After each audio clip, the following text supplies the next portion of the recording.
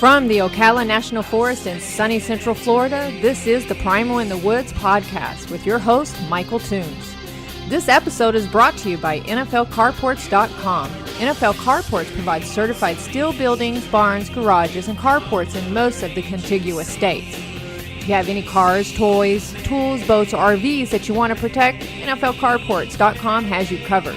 Primal in the Woods is also made possible by Primal Scream Fitness. Primal Scream Fitness offers one-on-one health coaching with a personalized ancestral health program designed for each client. With Primal Scream, you get more than a personal trainer. You get a friend who's been where you are, who understands where you want to go, and who can show you exactly how to get there. Please remember that this podcast is intended for entertainment purposes only. None of the recommendations herein constitute professional medical or dietary advice. If you wish to diagnose, treat, or cure any disease, please see your favorite licensed medical professional. Now, here's Mike with today's show.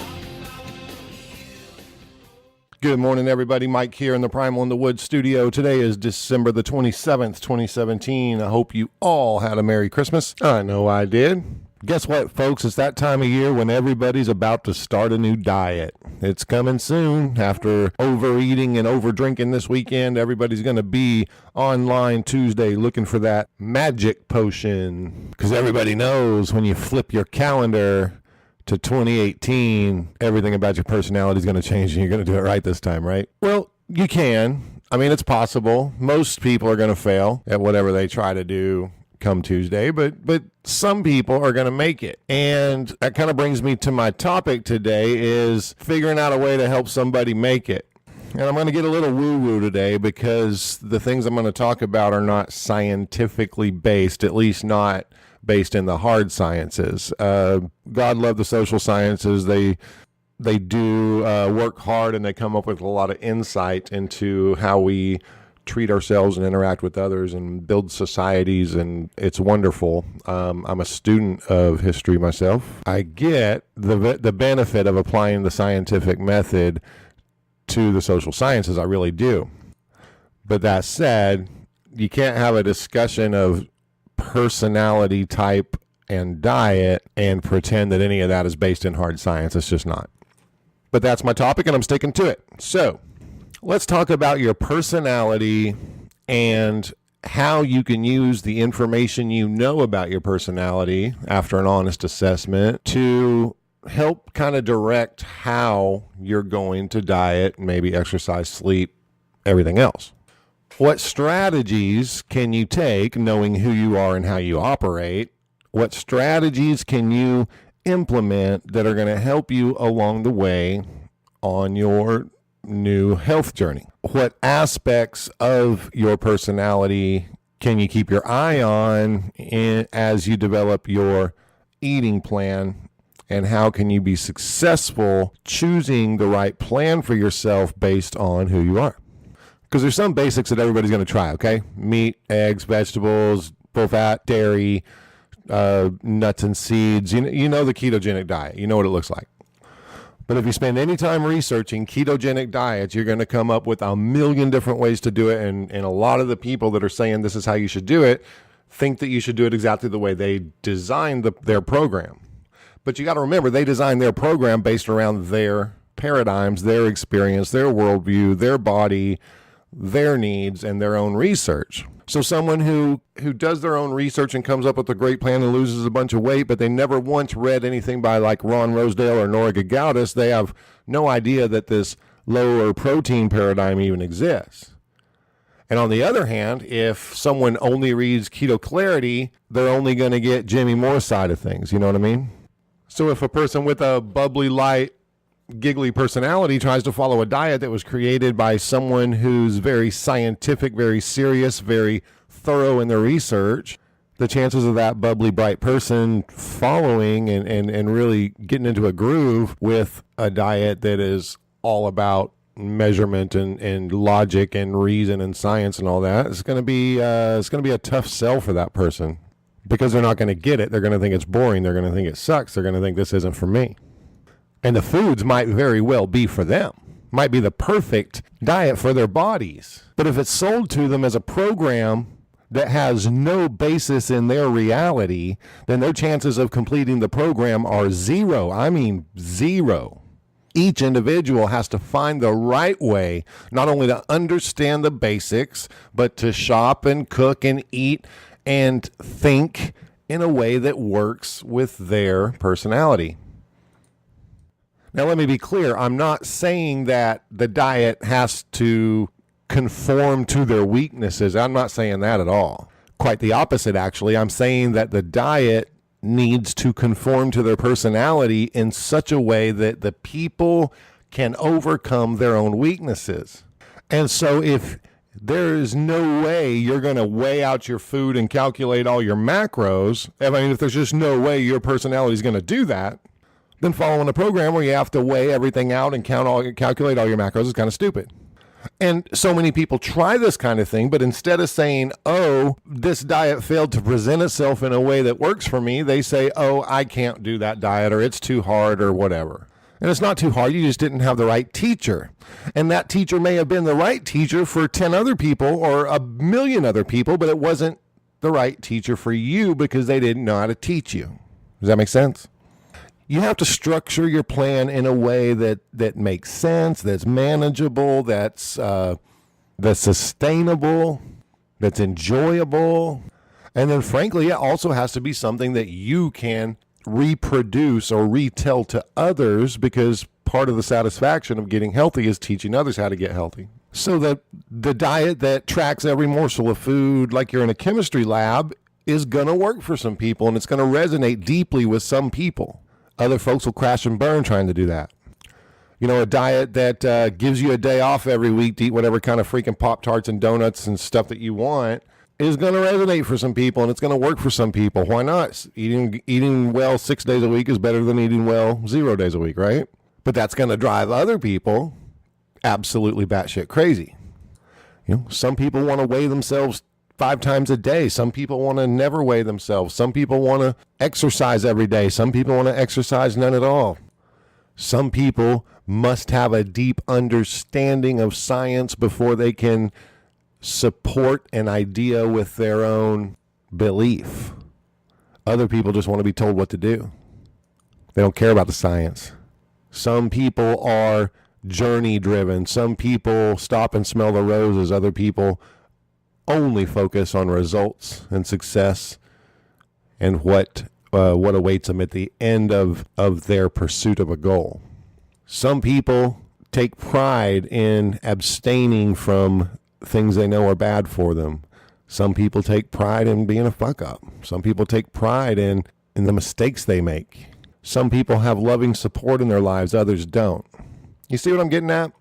There is a whole lot more that goes into this recipe for dietary success than some list of foods and some chart of ideal weights and ideal protein and all that. There's way more that goes into a successful long-term healthy lifestyle than just those basic two-dimensional charts and graphs and pictures and memes and two-sentence ideas that sum up the whole world. I mean, that stuff doesn't work. Your health cannot be defined in a tweet.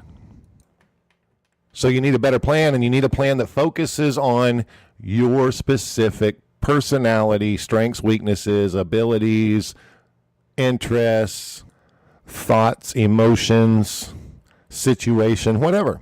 You have to look at this as an individualized design that's going to work for you. Okay. So the personality types that are out there, I'm going to talk kind of about the Myers-Briggs type indicator test. There's woo-woo in this, okay? I'm not trying to pass this off as hard science. I know that for every article there is out there supporting the ability of the MBTI to predict anything, there's another paper that shows that it's worthless. I'm not selling you a box of Myers-Briggs here. I'm selling you on the idea that identifying who you really are is a key component to identifying the diet and the lifestyle habits that are going to lead you to healthful success with changing your body. All right, so let's look quickly at what the Myers-Briggs type indicator does. So basically, Myers-Briggs, the is a test, a series of questions. And the goal of the questions is to try to identify your personality based on 4 variables. And so you're going to get a yes or a no or a one or the other on 4 independent aspects of your personality. And when you take those one or the other in 4 different categories, and when you do the math on that, that lets you come up with a total of 16 different personality types. So for example, the first one is, are you introverted or extroverted? The second one is, are you intuitive or are you sensory? The third one would be, are you a thinker or a feeler? And the last one would be, are you perceiving or judging? So you take the test and you get a result, something like INFJ, which would be like you're an introverted, intuitive, feeling, judging person. And then you can do that without, you'll come up with 16 different variations of that. And then, you can look up your type. You can take one of the tests. You can get your type. You can look up your type. It'll tell you all about you. And, it's going to resonate. Some of the things that it says about you, you're going to be like, oh, yeah, that's me, kind of like a palm reader reading your palm and saying, you have a mother and she's older than you. And you're like, yes, I do. My mother is older than me. You're so smart. And then some of it's going to be way off because everybody's different. There aren't 16 personality types in the world. There's 7-something billion personality types. But the job of the social sciences is to put people in boxes, okay? And so Myers-Briggs has 16 boxes, and he's going to put you in one of them. And there are no right or wrong boxes to be in. I mean, your personality type is your personality type, and you're going to be in this box, and then they're going to tell you, oh, this is who you are, and this is how you look at life, and how you deal with relationships, how you deal with occupational situations. And some of it's going to seem dead on. Some of it's going to be like, yeah, maybe. I never thought about it like that. And then some of it's going to be, no, I don't even know what they're talking about. But I'm going to suggest to you that there's enough good in there to get you started on the right path. Now, I am not saying all INFPs need to eat this way or all ENTJs need to eat this way. Absolutely not. It's way more complicated than that. But social scientists like to put people in boxes. And so in 2009, a lady named Heather Jones, who is a dietitian, registered dietitian, she's also certified as a Myers-Briggs type indicator administrator or whatever. She wrote a book that even took those 16 boxes and distilled them down to 4 different boxes based on diet types. It's a really interesting read. The name of her book is What's Your Diet Type? Use the Power of Your Personality to Discover Your Best Way to Lose Weight. It's a short ebook. And I got it. I don't think I paid for it. I think it's free out there in the interwebs somewhere. So Heather Jones breaks these 16 Myers-Briggs indicator types and breaks them down into 4 diet types. Okay. ESTJ, ISTJ, ESFJ, and ISFJ are called diet planners. ESTPs, ESFPs, ISFPs, and ISTPs would be diet players. ENFPs, INFPs, ENFJs, and INFJs would be diet feelers, whereas ENTPs, INTPs, ENTJs, and INTJs would be your diet thinkers. And so these diet planners, let's just take them one at a time. The diet planners value security and stability. You work hard, you follow the rules, and you expect other people to follow the rules too. You're self-disciplined and reliable. You want to do the right thing, and you like being held accountable for your action. The diet planner relies on responsibilities and rules to guide your life and help make your decision. The diet planner does best when the diet and health are organized and orderly, and this person is going to thrive on weight loss plans that offer structure and routine. The diet planner doesn't want a lot of choices. She doesn't want to cut calories without a plan. She doesn't want to research a bunch of different diet types and different strategies. She doesn't want to play it by ear, and she doesn't like tons of choices or last-minute solutions.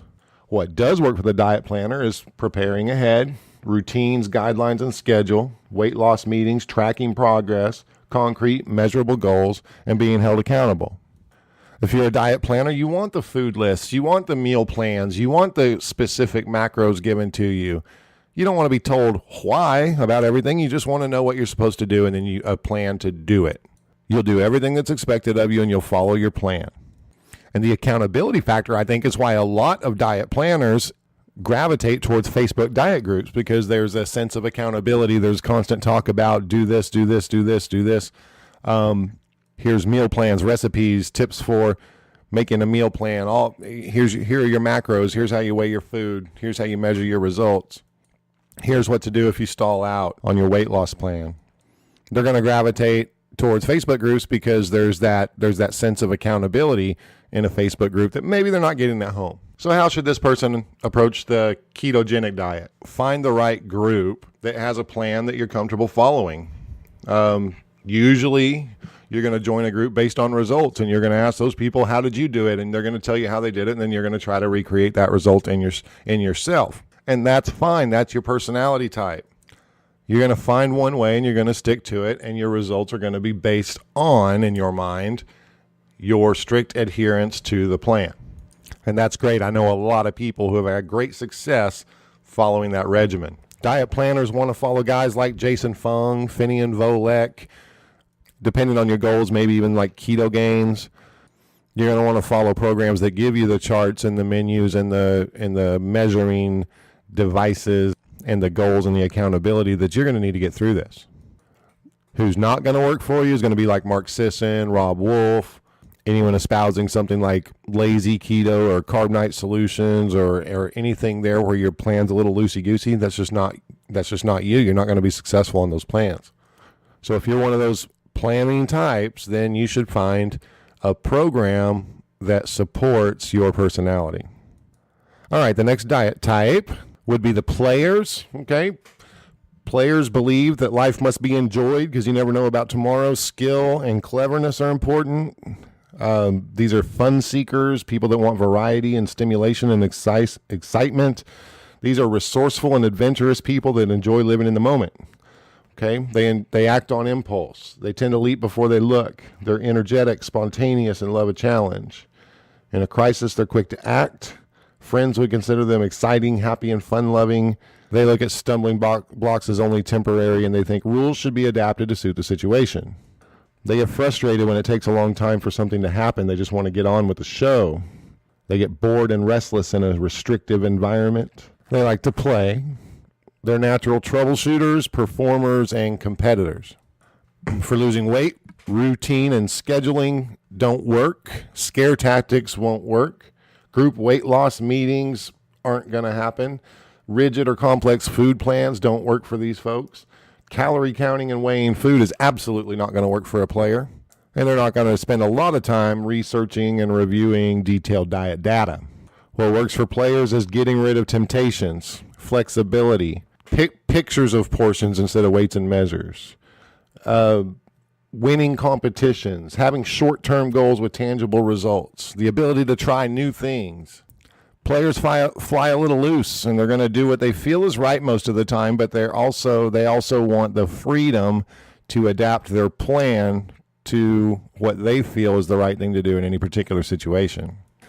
Feelers go with the flow. You know, if feelers are out drinking with their friends and there's a plate of nachos in the middle of the table, they're going to eat some nachos, and they're not going to worry about it. So these are the guys that'll want to follow a program like the Primal Blueprint with Mark Sisson or Rob Wolf's program, or one of these general templates designed by guys that understand that not everybody wants to follow the rules all the time, or that everybody's going to have the patience to sit there and measure and weigh everything out. Okay? Players aren't going to follow exact protocols. They're not going to eat the exact amount of calories every day, and they don't want to. They want flexibility. So a program like the Primal Blueprint is good for these folks. And you can always take a program like that, which isn't necessarily ketogenic, and you can apply ketogenic foods to the Primal Blueprint. That's what I do. And I happen to fall into this category. And I'll be the first to tell you, track if tracking makes sense to you. But if it doesn't, and you try, if you're a player and you try to force yourself into the role of a planner, you're not going to make it 48 hours. Because the planner's version of keto is not your version of keto. I can't emphasize that enough, okay? There are plans out there that will not work for you. And they call themselves those words that you want to hear, like keto, low carb, high fat, primal, paleo, whatever. There are protocols that will not work for you. And if you start out on one of those protocols that's not a good fit for your personality, you're screwed. It's not going to work. You'll be out of there. And you know what? You're not going to blame the program either. You're just going to say keto doesn't work for me, and you're going to go tell all your friends that keto doesn't work for you, but it damn sure would have if you'd have done it right. If you'd have done it with some thought and with some rational understanding of who you are and how you need to diet. Okay, anyway, let's move on. Let's talk about the feeler. The feeler is interested in new ideas that relate to people. They're concerned with personal growth and development. Harmonious relationships are important. The feeler is conscious of people's emotions and see potential in everyone. They're excellent communicators. Friends would consider them idealistic, passionate, and optimistic. They invest a lot of energy in their personal relationships. They believe that compassion and genuineness are essential. They believe people should work together to achieve their goals and have a strong desire for peace and harmony. They seek meaning and significance in their life, and their identity and self-actualization are important to them. They don't like working with people who don't appreciate and encourage. They're negotiators and peacekeepers. Okay, so what doesn't work with feelers? Feelers do not like a one-size-fits-all approach. They do not like competition or criticism. They do not like reviewing detailed diet data. They concentrate on just the body and weight and working with other people, okay? What works is a holistic approach, a buddy system, daily support, sharing their feelings, issues, and ideas. Weight loss groups and meetings work well for feelers. Journaling and resourceful self-talk, self-development, okay? Feelers you're going to see in a lot of Facebook groups too, because they're going to be attracted to that idea of community and motivation, and we're all in this together, and encourage me, I'll encourage you, let's support each other, and let's pick each other up when we fall. They want a feel-good tribe, they want everyone to always feel like you're in the middle of a Tony Robbins seminar or something, And there's nothing wrong with that, Feelers want this sense of interconnection and peace and love and harmony, okay? Feelers are going to tend to gravitate towards people like Jimmy Moore. Jason Fung is attractive to them also. These guys are going to want to stay away from folks like Rob Wolf or Bill Lagakos or even Finian Volek. You might stay away from even the Primal Blueprint, because that may not provide you enough structure. Bob Briggs is someone you'll be a fan of. You like Dr. Sarah Halberg, Eric Westman, Dr. Berg, the folks that foster the kind of community that you're going to enjoy being in. These are the programs and plans that you're going to tend to have more success with than following, for example, a group like the Keto Gains people who are going to maybe expect a little more edgy approach to motivation. You wouldn't go see a trainer if on their first day your trainer looked at you and said, "I'm not here to be your fucking friend." That would make you totally uncomfortable. That's not for you. And you shouldn't join programs that have that mentality or that energy.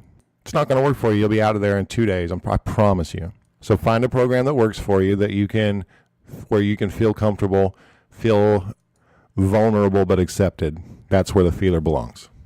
And last and maybe least, last and certainly not least, is the diet thinker. Okay, the thinker seeks knowledge and understanding always. Intelligence and competency are very important to the thinker. They tend to be skeptical and want logical answers for everything. Friends would consider them independent and intellectual.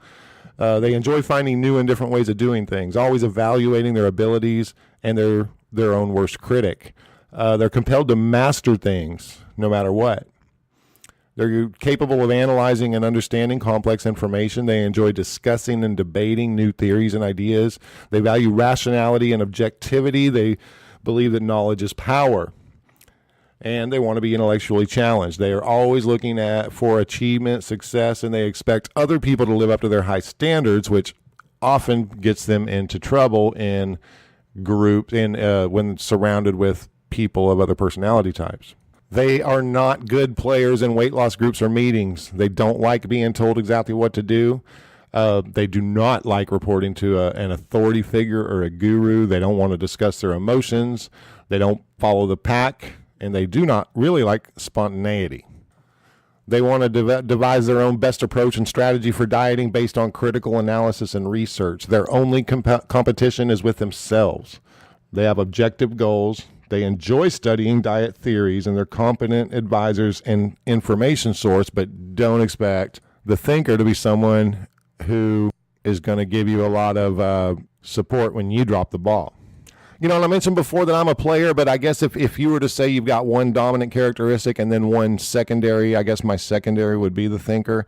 I do enjoy research. I do enjoy discovering things on my own. And even though I started with the Primal Blueprint, I mean, by day 2, I'd already changed the food recommendations from the Primal Blueprint to meet my own plan. So I definitely have a vein or two of thinker running through my body. Okay, so those are these 4 basic diet types that have been distilled out of these 16 different personality types as interpreted by this one dietitian and someone quite familiar with the MBTI theory. And I've played some games with this. I've gone into like Facebook groups and watched, especially you take a thread that's got a lot of energy in it and there's maybe some arguing going on, and you can identify, you can pretty much put these people based on just a few comments into one of these 4 boxes. And no, it doesn't work for everybody all the time, but it's a good place to start if you have no idea where you should start. Oh, I didn't mention, but I guess I should mention, thinkers will tend to follow a bunch of different people. Thinkers are going to be the ones that write their own books or do their own blogs and come up with their own plans. They're going to have no respect for groups that treat everybody the same or think that everybody needs to follow a certain set of macros based on height, weight, age, activity level, sex, all that kind of thing. They're going to be quick to point out that you can't give everybody the same program, because you can't. And that's logical and that makes sense. Where they're maybe going to come off as jerks is they're going to be like, oh, well, you can't follow Jimmy Moore because he's fat. Okay, well, that's dumb.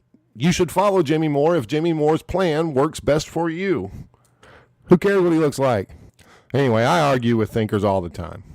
In fact, I think they're the only people I tend to argue with when it comes to diet. Everybody else, I kind of try to answer specific questions from the perspective of understanding where they are and what they're doing and what their personality type is. I'm not going to go tell a planner that they need to blow off their macros and eat lazy keto. I'm not going to go tell a feeler that nobody likes them and everything they're doing is wrong. I'm not going to tell a thinker that my research is better than yours. And I'm certainly not going to tell a player to weigh everything they eat. Anyway, so play with it. You know, before you start, or if you've started already and you're a little frustrated, find Heather Jones's little What's Your Diet Type book and do a Myers-Briggs test and see where that takes you. It's not scientific. It's not going to work for everybody, but hey, it's a place to start. And you can't finish anything you don't start. You can't finish anything you do start that sucks, that makes no sense to you, that doesn't feel right. Because next Tuesday, millions and millions of people are going to start a fucking diet. And millions of people are going to fail at it. The people that succeed are going to be the people that matched who they are and what they can reasonably do with a program that asks of them a little more than what they are comfortable doing, that explains the program in a way that makes sense to them, that approaches the whole concept of health from a system of beliefs that they share. The people that are going to win this year on the diet are the people that match the right approach to a low-carb, ketogenic, primal, paleo diet to the tools they know how to use. Because you need to stay just uncomfortable enough to stay excited, to stay focused, to keep moving forward, but not so uncomfortable that you can't stand being there. Because if you can't stand being there, you're going to leave. And when you leave, you already know what's going to happen. You'll be back here next January 1st with 10 more pounds to lose that time, with even less hope of ever finding what's really going to work for you. Screw that. Don't do that. Find the right program now. You know, you got 6 days if you're listening to this on the 27th. It took me 2 days to go from an idea that vegetarianism was probably the healthiest way to eat to thinking Primal was the healthiest way to live for me. I was 40 when I started. I was fat when I started. I lived with pain, with illness, with gingivitis, with sciatic nerves, with a high susceptibility to colds and flus and strep throat.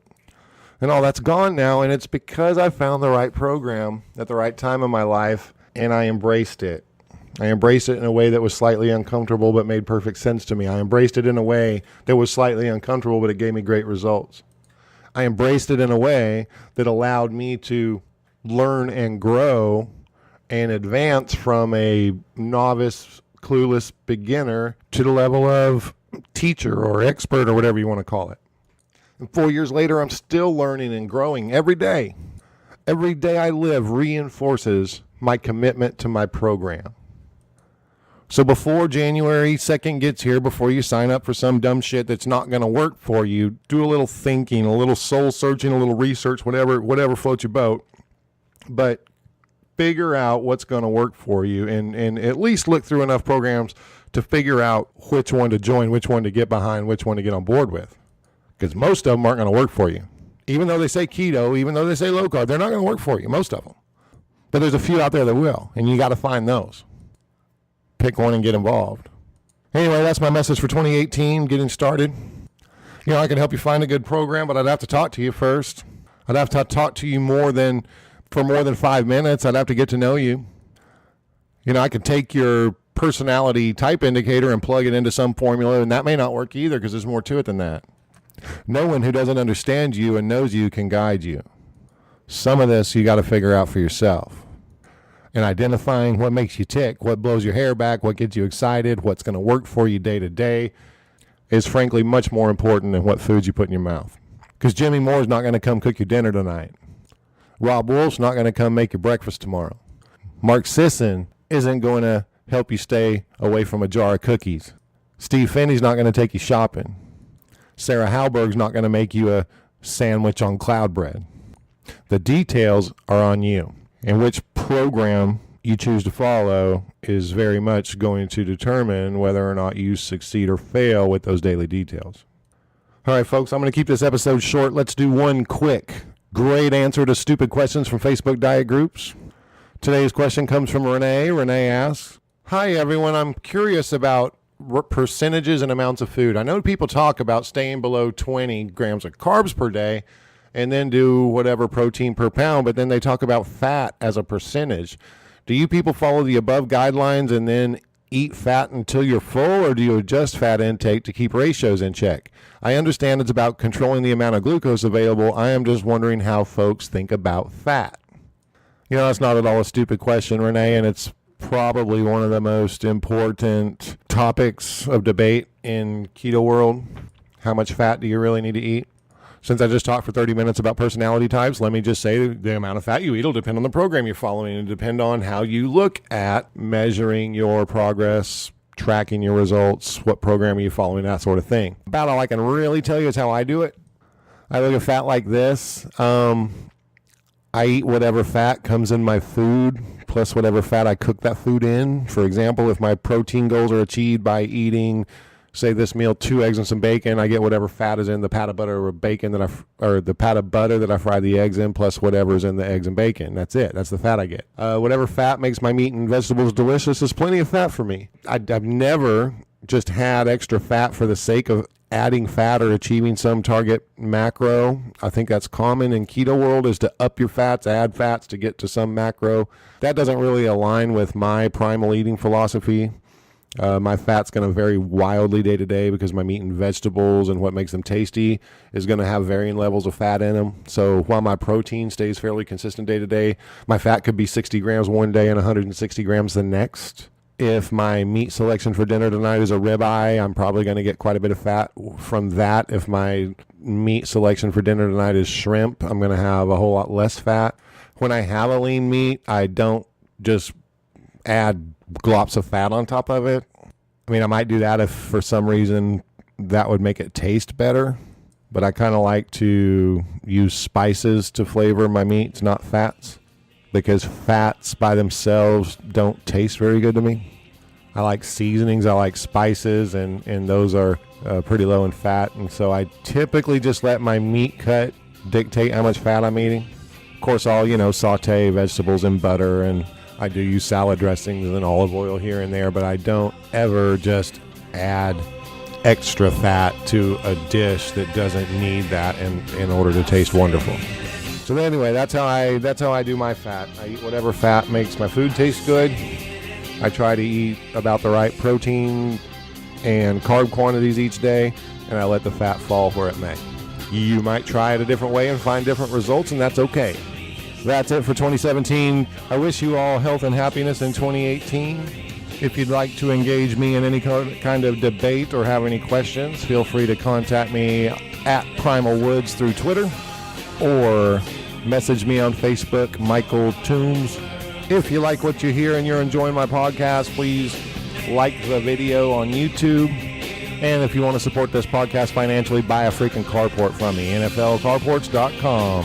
Happy New Year. Peace.